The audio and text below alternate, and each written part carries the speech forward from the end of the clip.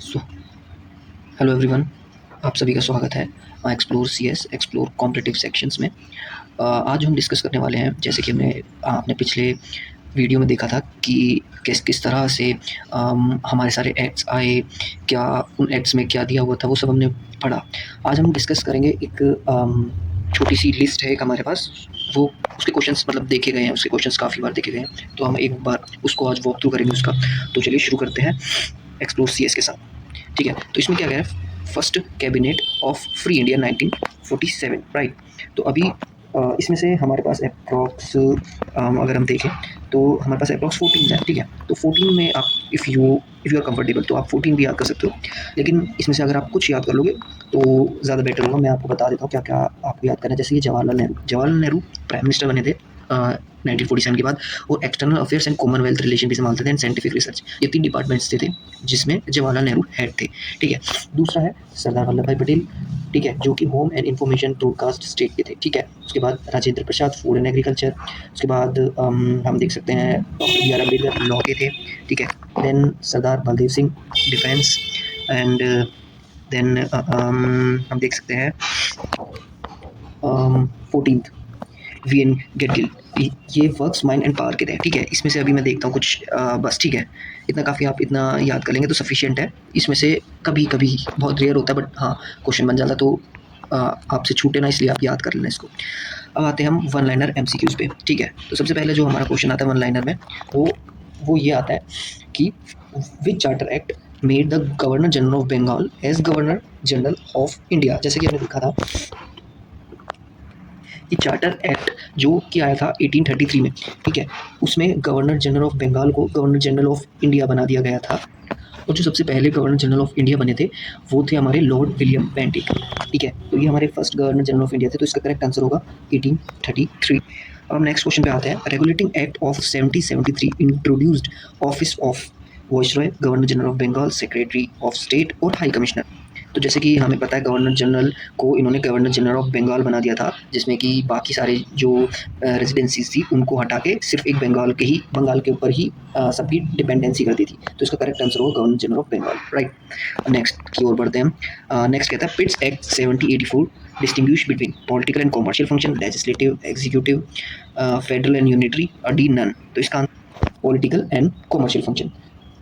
ठीक, नेक्स्ट पे आते हैं। First time British parliament exercise control over East India company. सबसे पहली बार ईस्ट इंडिया कंपनी पे एक्सरसाइज ब्रिटिश पार्लियामेंट ने कब करी थी? 1773, 1784, 1813 या 1858? तो सबसे पहले जो भी हमारा एक्ट आया था वो था 1773 का, तो हम इसका करेक्ट आंसर होगा 1773।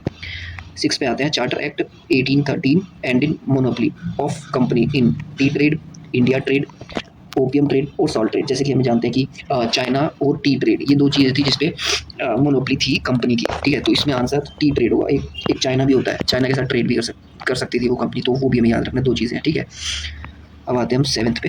देखिए, हमें इस वाले क्वेश्चन में मिल गया, देखिए charter act 1833 ended companies monopoly in T trade and China, cotton, opium and salt. तो इसमें टी ट्रेड विद चाइना, ठीक है, ये हमारा करेक्ट आंसर होगा। तो चार्टर एक्ट 1833 में टी ट्रेड विद चाइना को कंपनीज की मोनोपली से ऐड कर दिया था। ठीक है, नेक्स्ट आता है first law commission was setup under which act.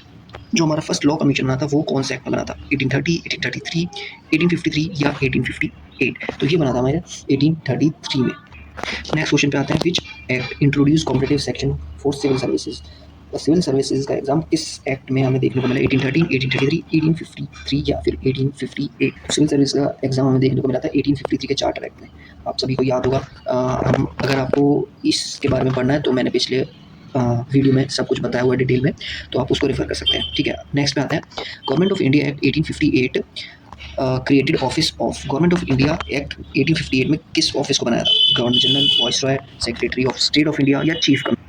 ठीक है, तो इसमें ऑफिस बना, ये बात कर रहे हैं ऑफिस की, एक पद की बात नहीं कर रहे, एक पूरे ऑफिस की बात कर रहे हैं। तो उस ऑफिस में secretary of state of India आएगा। इसमें कंफ्यूजिंग हो सकती है, वाइसरॉय भी लगा सकते हैं क्योंकि वाइसरॉय भी इसी उसमें बना था इसी एक्ट में बनाया गया था, बट ये ऑफिस की बात कर रहा है तो हमें secretary of state of India यहाँ पे मार्क करना होगा।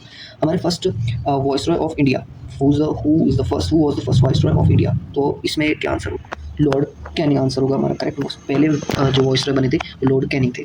नेक्स्ट पे आते हैं, which act introduce portfolio system in government. तो पोर्टफोलियो सिस्टम इन गवर्नमेंट किस मतलब किस एक्ट में आया? पोर्टफोलियो हमारा इंडियन काउंसिल एक्ट 1861, जिसमें कि जो वॉइसरॉय थे हमारे उस टाइम पे, लॉर्ड कैनिंग जो वॉइसरॉय थे हमारे, उन्होंने ये पोर्टफोलियो ऑर्गेनाइज किया था, कह सकते हैं हम। ठीक है, तो इसमें क्या चीज़ हो रही थी कि जो हमारे गवर्नमेंट ऑफिसर्स होंगे वो वन और मोर देन वन डिपार्टमेंट में भी एक्सेस कर सकते हैं। ठीक है, अगले पे आते हैं हम, Indian council act 1861 introduce principle of representative government, decentralization, federalism और इलेक्शन। इसका सही आंसर होगा डिसेंट्रलाइजेशन। ठीक है, आगे आते हैं, which act provides for first time indirect election. Indirect election पहली बार हमें कौन से एक्ट में देखने को मिलते हैं? 1861, 1892, 1909 या फिर 1999। ठीक है, तो इसका जो करेक्ट आंसर होगा वो होगा मोरलेमेंटो रिफॉर्म का, 1909 का। ठीक है, इसमें हमें इनडायरेक्ट इलेक्शन देखने को मिले थे। नेक्स्ट क्वेश्चन मॉर्लेमेंटो का ही है। Morley Minto reforms was under which act, ये कौन से एक्ट में आता है? जैसे कि हमने अभी देखा 1909 में आता है, तो 1909 is the correct answer. Morley Minto introduce principle of dyarchy, responsible government, separate electorate और फेडरल। तो जैसे कि हम सब जानते हैं कि इसमें सेपरेट इलेक्टोरेट कर दिया, जिसकी वजह से इसको फादर ऑफ कम्युनिकल इलेक्टोरेट भी जाना के नाम से भी जाना जाता है। तो इसका सही आंसर होगा सेपरेट इलेक्टोरेट। ठीक है, 17 में आते हैं, communal representative was first introduced by. ठीक है, 1891 एक्ट, 1909, 1919, 1935, इनमें से कौन सा सही आंसर है? इसका सही आंसर है Morley Minto reform which is 1909 act. B answer is correct. ठीक है, अब हम आते हैं 18 पे, which act introduce dyarchy in provinces.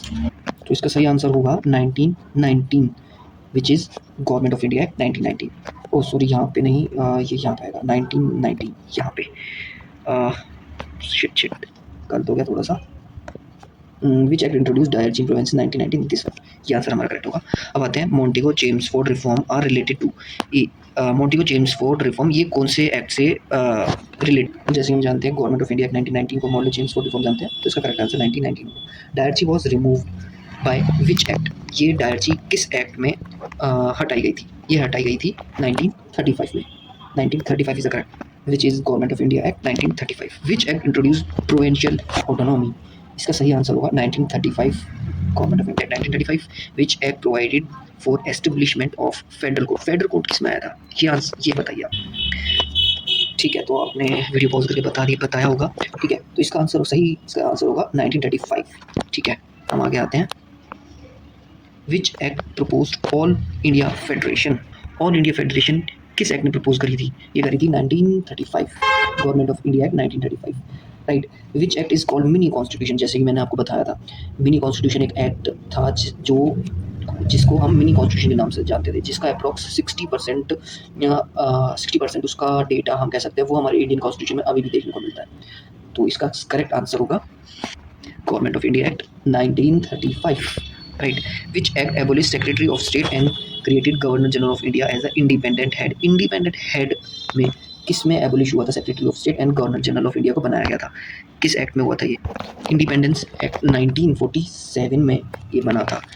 ठीक है, अभी आते हैं, Indian independence act 1947 declared India as federal dominion, sovereign dominion state और कॉलोनियल स्टेट। तो इसका सही जो आंसर होगा वो होगा डोमिनियन स्टेट। डोमिनियन स्टेट का एक दर्जा दिया गया था इंडिया इंडिपेंडेंस एक्ट 1947 में। ठीक है, अगले पे आते हैं, first act to provide for participation of India in law making. Law making में इंडियंस को पहली बार पार्टिसिपेशन कौन से एक्ट में दिया गया था? ये दिया गया था 1861 के एक्ट में।